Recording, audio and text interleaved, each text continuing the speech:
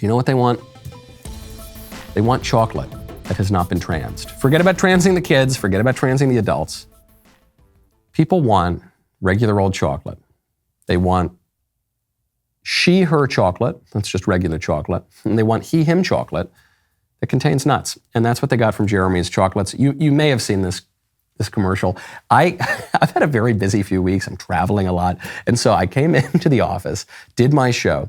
I went off-site to record a long interview for a project we're working on. I came back. I had to record more that night.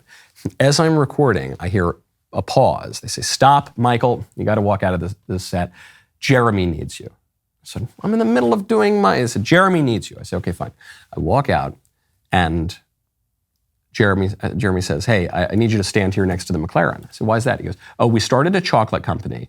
It's called Jeremy's Chocolates. You go to IHateHersheys.com because Hersheys is transing the chocolates and we want to give people an alternative." I said, "Okay, yeah, that makes sense." So we shoot the commercial. It comes out immediately. This is like the same day that Hersheys pushed its weird trans campaign where to celebrate Women's History Month or whatever Women's Month it is, they got a dude dressed up as a woman to sell the chocolate. So Jeremy puts it up immediately. IHateHersheys.com goes up immediately. Sources the chocolate immediately. And you think, okay, it's a funny joke, but are they actually going to sell any chocolate? Jeremy has sold 300,000 non-woke chocolate bars. The man has become actually Willy Wonka. He's always been Willy Wonka-esque. He is now literally Willy Wonka. 300,000 chocolate bars in less than 2 days. IHateHersheys.com. Go order yours. Check out the commercial. International Women's Day is upon us again, and I love an international woman. But our friends over at Hersheys, they don't even know what a woman is. They've hired a biological male to be the spokesperson for their Women's Day campaign. And they're calling that campaign, and I swear I'm not making this up, Hershey. Hershey.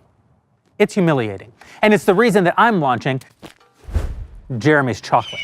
We have two kinds, she-her and he-him. One of them's got nuts. If you need me to tell you which one it is, keep giving your money to Hersheys. But if you're tired of giving your money to woke corporations that hate you, and you're looking for a delicious chocolate bar from a company that actually wants your business, head over to IHateHersheys.com and order Jeremy's Chocolate today. If you ask me, I think people are hungry for an alternative. And I think you've all proved that. So head on over to IHateHersheys.com and get yourself some delicious non-woke chocolate and just keep us all laughing because these libs, they overplay their hands and they think that they've got total power and they think we're all going to cave. And this goes right up to what we were talking about at the top of the show. They are so certain that we're going to cave. They are so certain that we're going to cave that whenever anyone stands up against their insane agenda, they will libel that person. They'll smear that person. They really think we can cancel anybody we want. We can silence anybody we want. We're going to put out a crappy product and you're going to buy it because you have no alternatives. You sheep, you little sheep, you'll do what I say. Where'd Dr. Fauci come from? I don't know. That's their voice. That's what they believe. And what we say is, no. Whatever products you poison, we're going to offer an alternative. Whatever crazy ideas you say are inevitable, we're going to stand firm. And you're going to have to deal with it, libs. People want a choice. They don't want an echo. That was a great line from Phyllis Schlafly. It is a line that I quoted in my CPAC speech, and it is it's an important fact of conservatism. If we're just going to be fighting for the liberal policies of 10 years ago, then there's no point in having conservatives. If we're just going to be, to use Michael Malice's term, progressives driving the speed limit, then there's no point to having conservatives, okay? We need to say no, stand firm, and actually go on the offense. Go back in the other direction. Sometimes the best defense is a strong offense. The squishes will not do. On that point, by the way, I think YouTube may have taken down my CPAC speech. If you want to read the full text verbatim, you got to go to dailywire.com. I have it up there. You can read what the media won't allow you to see, or what they'll just lie about in their print. People don't want the squishes. And so there was a guy who's a big squish governor in Maryland, and he was considering running for president. Larry Hogan, not looking good. It was a tough decision, but I've decided that I will not be a candidate for the Republican nomination for president. Wow, huge news. Here, I'm going to make news that's just as big. I, too, will not be a candidate in 2024 for the Republican nomination for president. I am constitutionally ineligible because I'm too young, and yet I think I had a much better chance of winning that nomination and the presidency than Larry Hogan ever did. What's the lane for Larry Hogan? Hey, I'll be a liberal from 2019.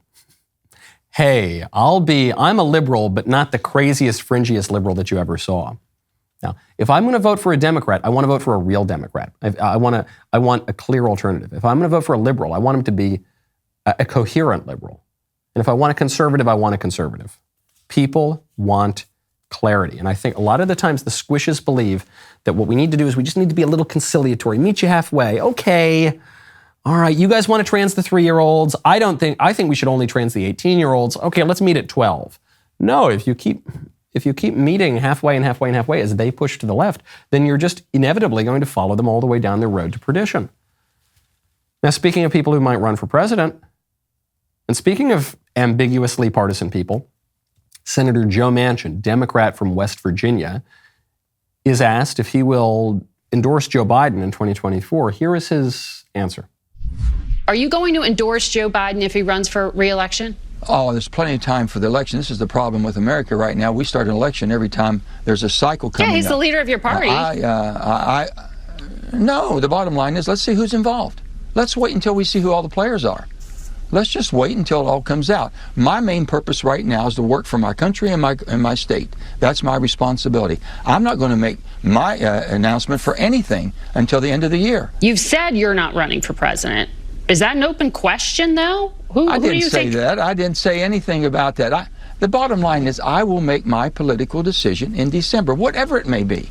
To run for president? I'm not taking anything off the table, and I'm not putting anything on the table. I said I'll make a decision at the end of this year.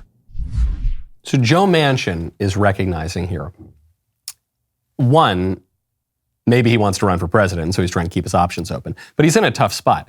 Is he going to run in the Democratic Party? He'd never win the nomination. Is he going to run in the Republican Party? He'd have a better shot at winning the nomination, but no. Is he going to run as an independent? That's probably going nowhere. Could he try to make a play to be a vice president? Or, I don't think that's going to happen. Remember, John McCain wanted to pick Joe Lieberman, the Democrat, to be his running mate. Republicans would have completely thrown him out for that. It's absurd to have your party pick a member of the opposite party to be the running mate. And so I don't see that ever happening. Or is Joe Manchin trying to keep his powder dry, get ready to cross the aisle, endorse whoever the eventual Republican nominee is, whether that's Trump, whether that's Ron DeSantis, whether that's somebody else, and then get a position like, I don't know, Secretary of State or some cabinet position? That to me seems more likely. He's trying to keep his powder dry to aim at something that would be pretty significant in a Republican administration, which is probably where he would get it. He also realizes Joe Biden is just not a good bet right now, and the people don't want that. The member block begins now. Head on over. It's Music Monday, baby, and I am going to put all of my cultural maven focus and prudence and insight towards some new song. Go to dailywire.com/Knowles. Use code Knowles, Knowles, at checkout for 2 months free on all annual plans. We'll see you there.